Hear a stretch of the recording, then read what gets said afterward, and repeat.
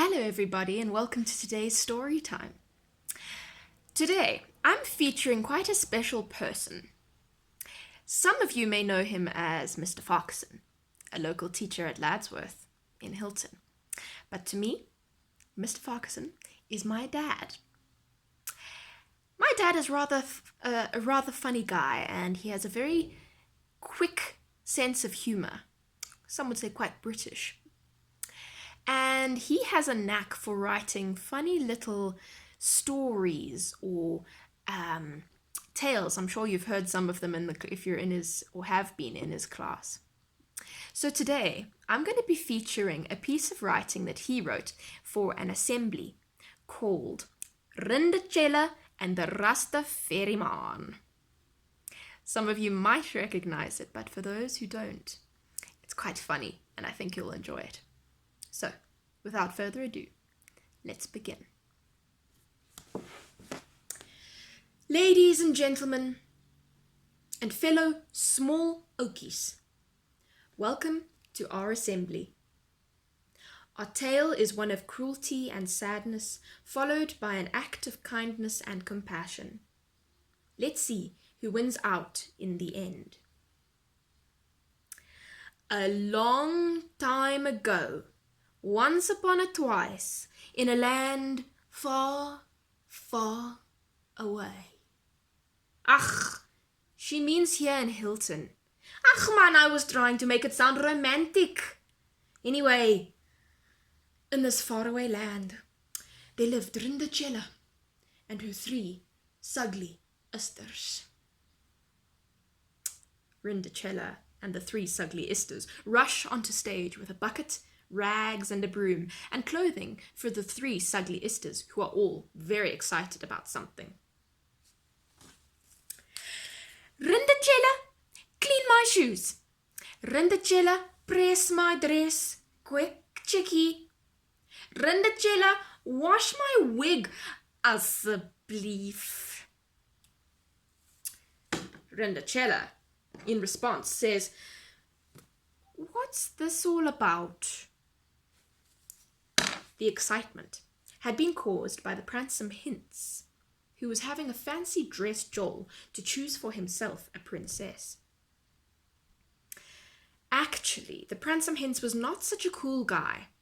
He had recently broken up with his girlfriend because she told him he was spending more time with his new 4x4 than with her. Rindacella says, "I wish I could go to the Joel." The 3 sugly isters reply, "You go to the Joel? Hashtag, nobody would look at you, chickie." Rindacella, very sadly, cries, "I'm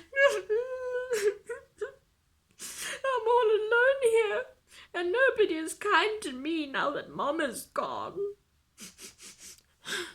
The next evening, the 3 sugly isters had left for the Joel, and Rindacella was left on her own. Rasta Maan races onto stage, stops and hovers above crying Rindacella with a flourish and says, "Jump on!" Who are you?" "I am the Rasta Maan. Why are you crying, sister?" "I wanted so much to go to the Joel at the palace tonight, but my cruel, selfish, sugly isters would not let me. Anyway, I have nothing to wear." Hey, sister, don't you worry your little head, man. I'll fix it all for ya." And he sprinkles some magic sparkles over Rindacella. A fairy group runs on with 2 blankets so that Rindacella can magically change rapidly behind them. "See, sister, don't you worry. You look beautiful, man." Rasta also says, "Just make sure you leave before midnight, sister." Rindacella, now transformed, says, "Yes, okay. Rasta Maan. The fairies hustle her off stage, and Rasta Fairyman disappears in a puff of flour. Curtains close partially, and we open for scene 2 at the Joel. The Pransome Hince is dancing with each of the girls from Hilton who hope to become the new princess. He dances with a number of girls, but dismisses each one till he dances with Rindacella, which makes all the other girls very grumpy. You dance beautifully, hey? What's your name? My name must remain secret, Pransome Hince. Would you join me for the rest of the evening? Rindacella accidentally says, Jaman! So, they danced the night away till suddenly the clock began to chime.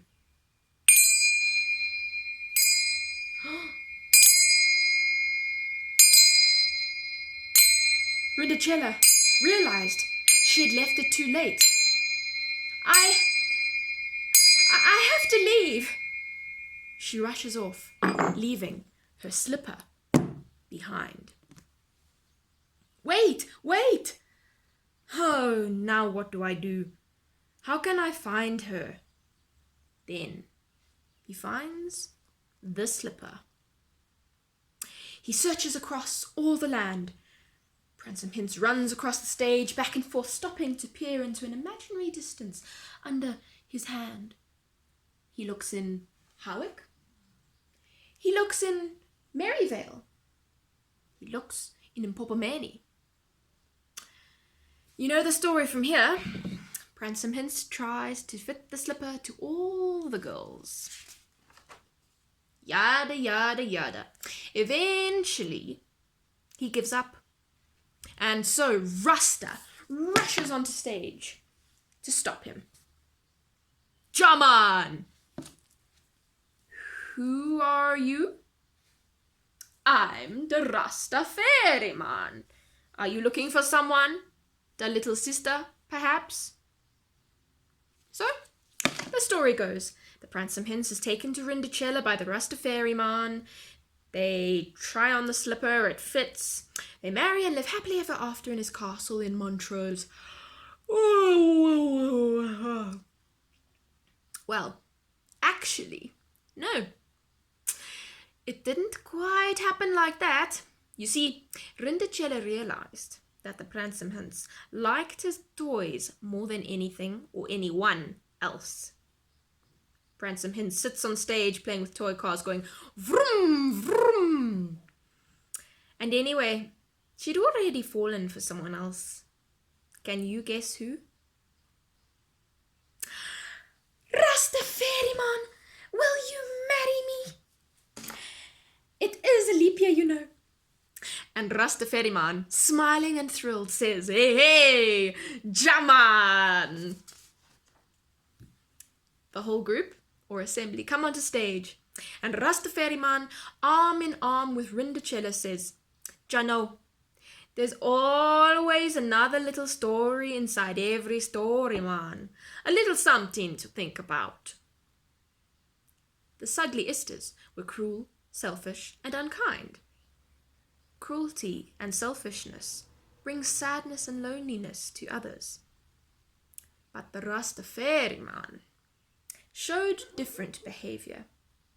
With the sacrifice of a little of his Rasta fairy dust, he brought happiness to lonely and sad little Rindacella. A small act of kindness can change people's lives.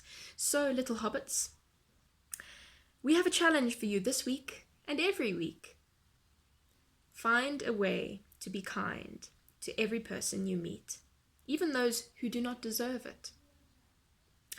Just see, man, a little kindness can bring a good change for the brothers and sisters, man. Ja all understand? Jaman! I hope you enjoyed that very funny little story. penned by Mr. Jeremy Farquharson.